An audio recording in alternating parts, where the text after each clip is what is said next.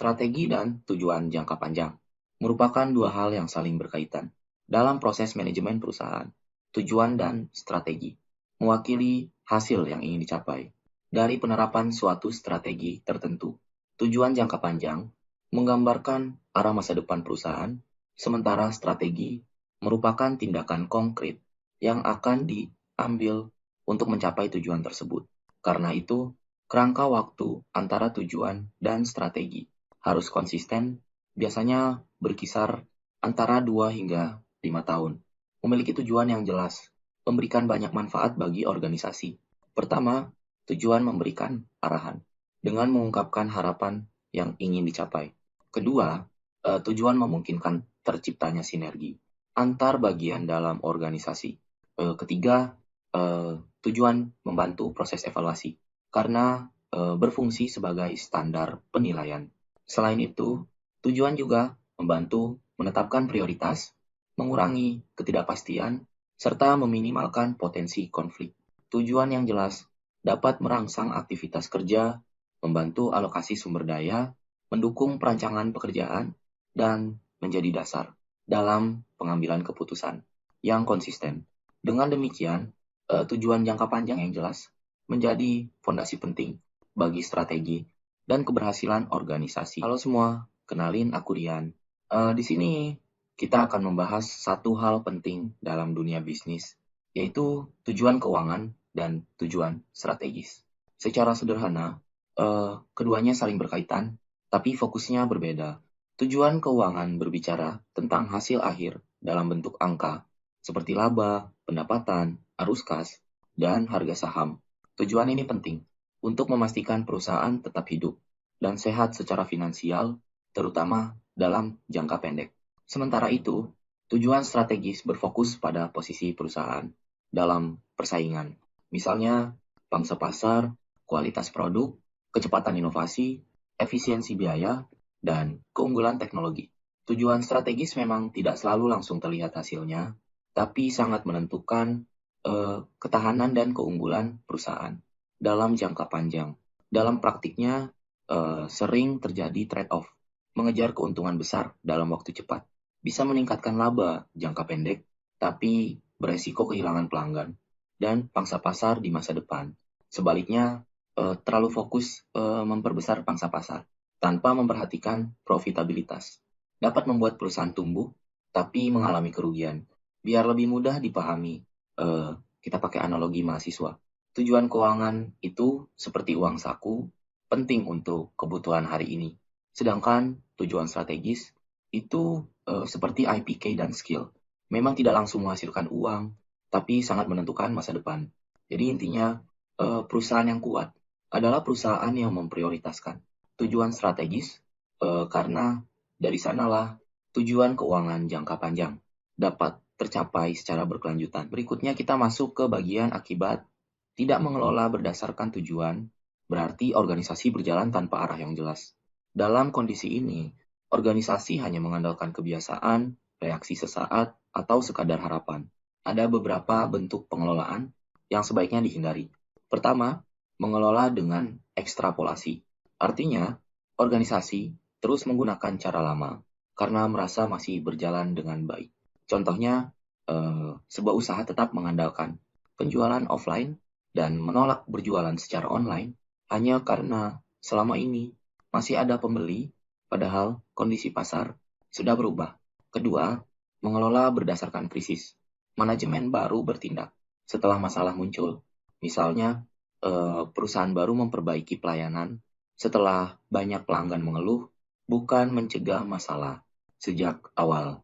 Cara ini membuat organisasi bersifat reaktif, bukan proaktif. Ketiga, mengelola berdasarkan subjektivitas.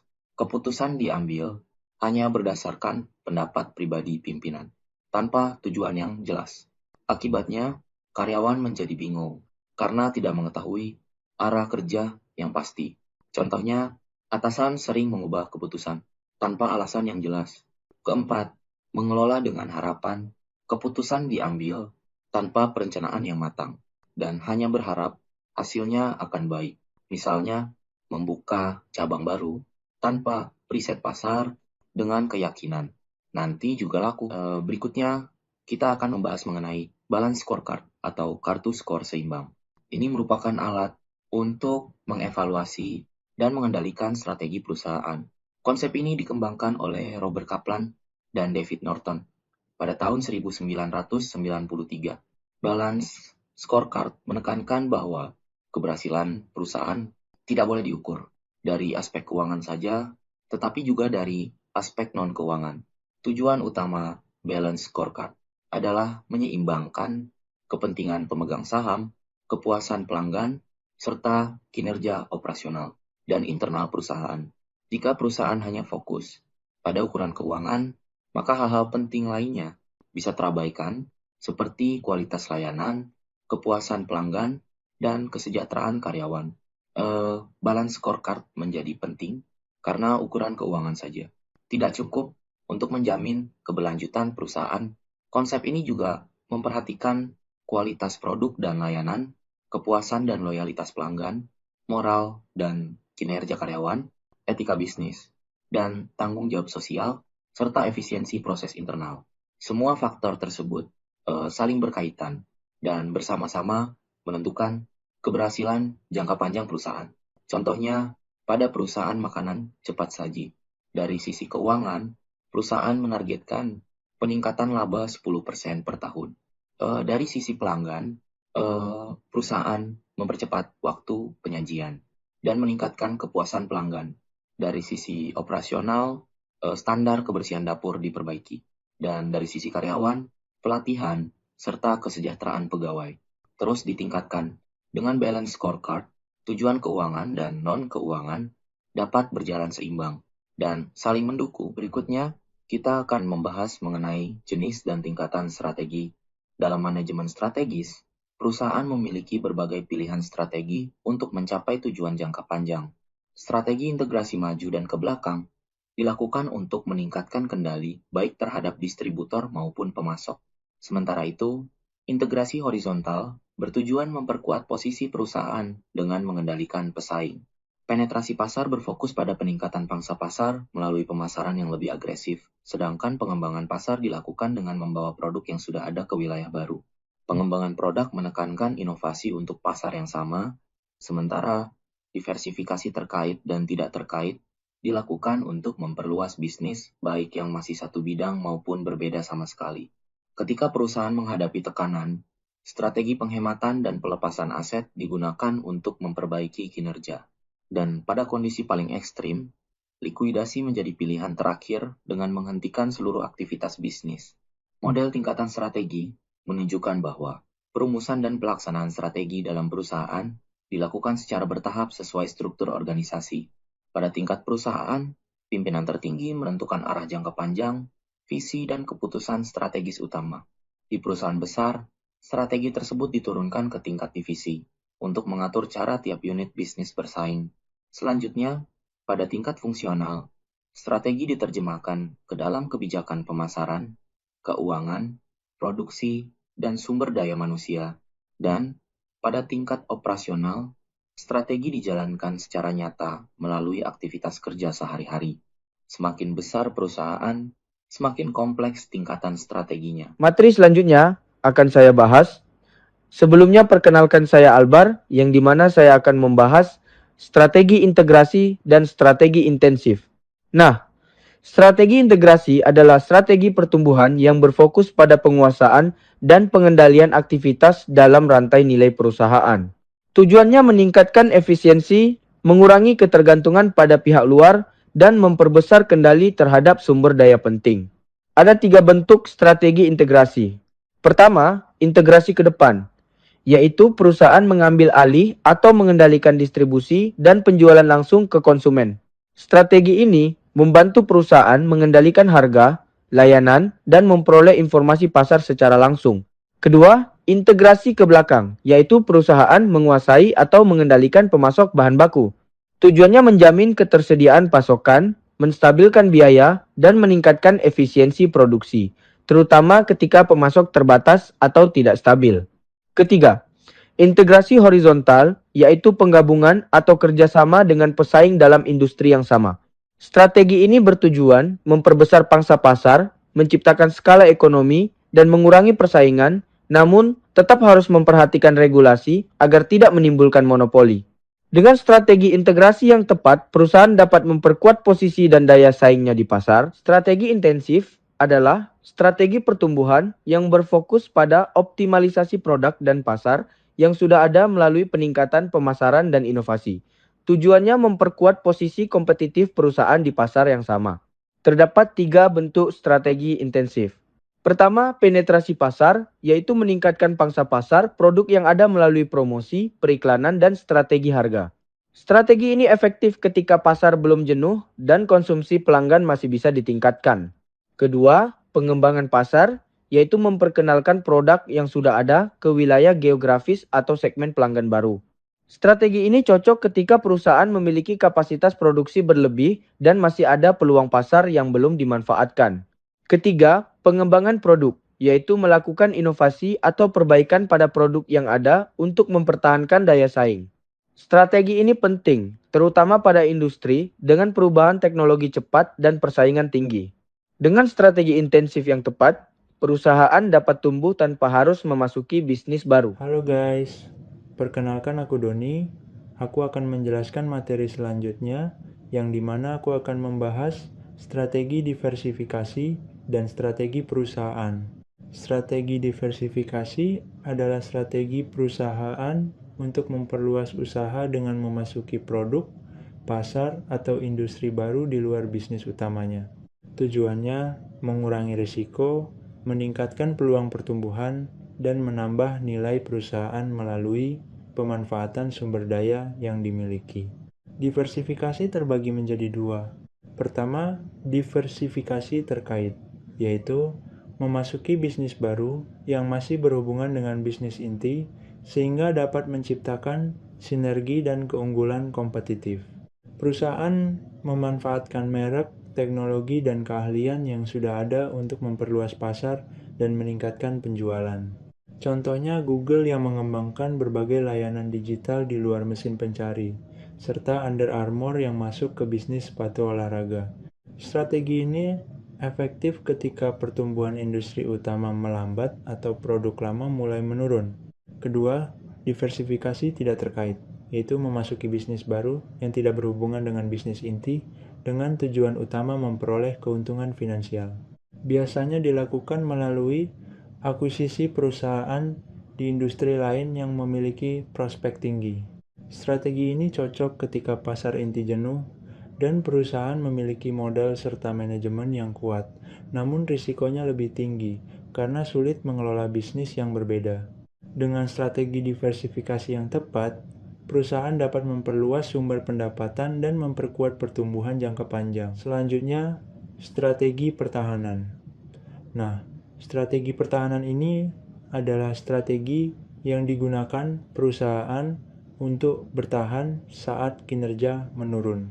Salah satu bentuk utamanya adalah penghematan atau retrenchment, yaitu penataan ulang organisasi melalui pengurangan biaya dan aset untuk menghentikan penurunan penjualan dan laba, serta memperkuat kompetensi inti. Tindakan yang dilakukan dapat berupa penjualan aset, pengurangan lini produk, penutupan pabrik yang tidak menguntungkan, otomatisasi proses, hingga pengurangan karyawan. Strategi ini efektif ketika perusahaan mengalami inefisiensi, laba rendah, atau posisi persaingan yang lemah. Contohnya, Starbucks dan Sony yang menutup unit tidak produktif dan memangkas biaya. Bentuk kedua adalah divestasi, yaitu menjual divisi atau unit usaha tertentu untuk memperoleh dana atau meningkatkan fokus pada bisnis inti.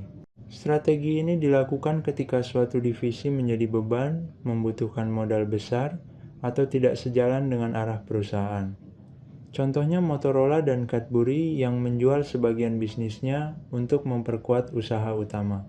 Bentuk terakhir adalah likuidasi, yaitu menjual seluruh aset perusahaan dan menghentikan operasi. Strategi ini menjadi pilihan terakhir ketika penghematan dan divestasi gagal, serta perusahaan tidak memiliki prospek bangkit. Tujuannya mengumpulkan dana untuk membayar utang dan meminimalkan kerugian pemegang saham. Contohnya, Circuit City yang menutup seluruh toko dan melikuidasi asetnya.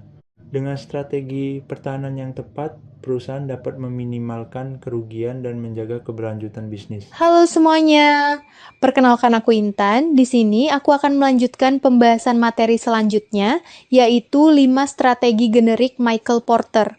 Menurut Michael Porter, perusahaan dapat memperoleh keunggulan kompetitif melalui 5 strategi generik yang berasal dari 3 dasar, kepemimpinan biaya, diferensiasi, dan fokus.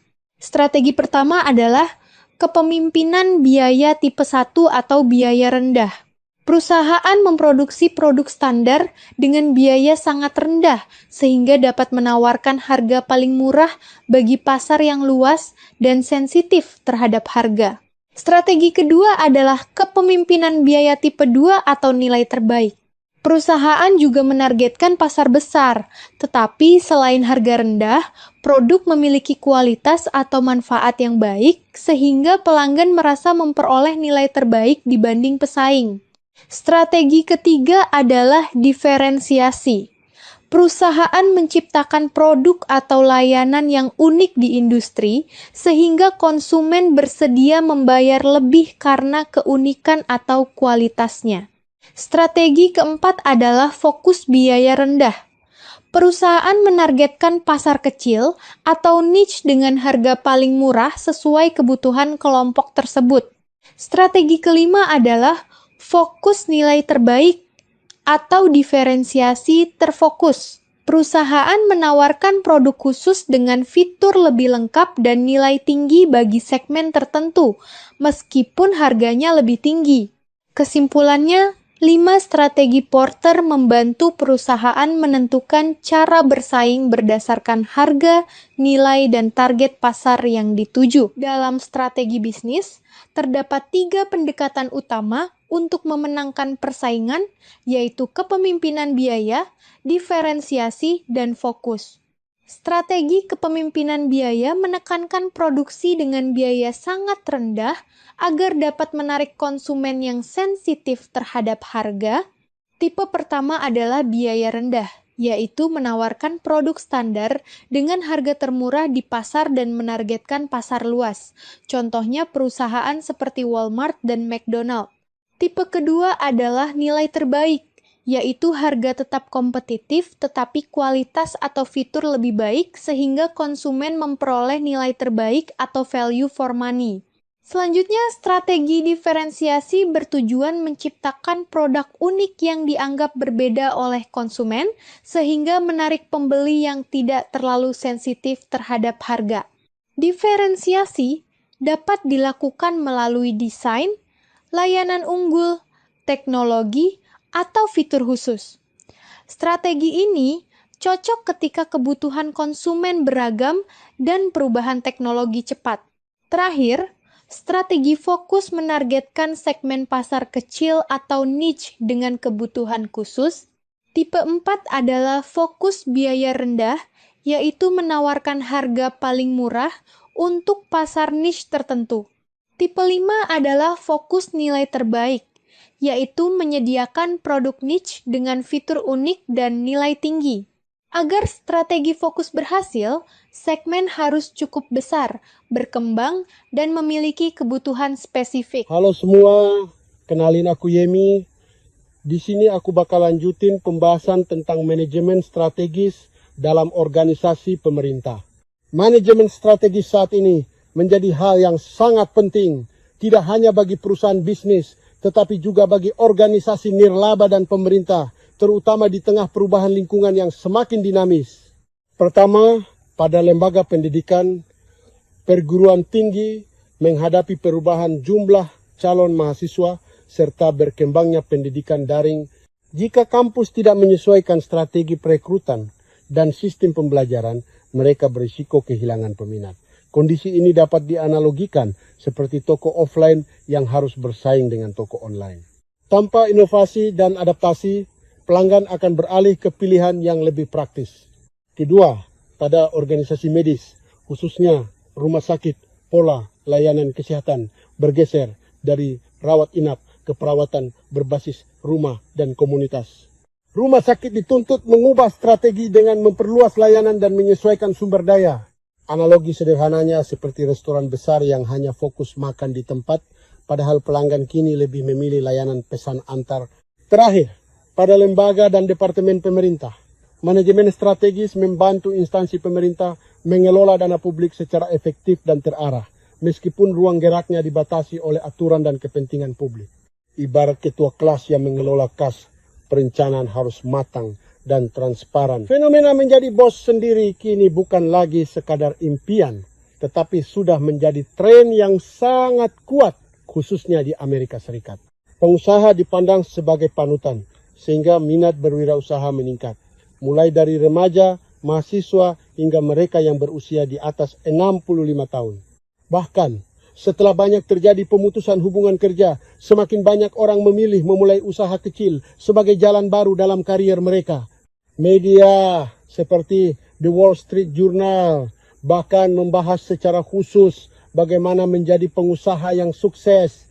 Dukungan pemerintah juga terlihat nyata melalui Small Business Administration yang telah menyalurkan miliaran dolar pinjaman untuk membantu usaha kecil berkembang. Hal ini menunjukkan bahwa usaha kecil memiliki peran strategis dalam perekonomian. Namun, muncul pertanyaan penting. Apakah manajemen strategis hanya relevan bagi perusahaan besar? Jawabannya tidak. Justru manajemen strategis sama pentingnya bagi perusahaan kecil. Sejak awal berdiri, setiap usaha sebenarnya sudah memiliki strategi, meskipun seringkali masih bersifat informal dan dijalankan langsung oleh pemilik usaha. Penerapan manajemen strategis terbukti mampu meningkatkan pertumbuhan dan kinerja usaha kecil. Sayangnya, banyak pemilik usaha masih menghadapi kendala, seperti kurangnya pemahaman manajemen strategis dan keterbatasan modal. Meski demikian, penelitian menunjukkan bahwa perusahaan kecil yang menerapkan manajemen strategis, meskipun sederhana, cenderung memiliki kinerja yang lebih baik dibandingkan yang tidak.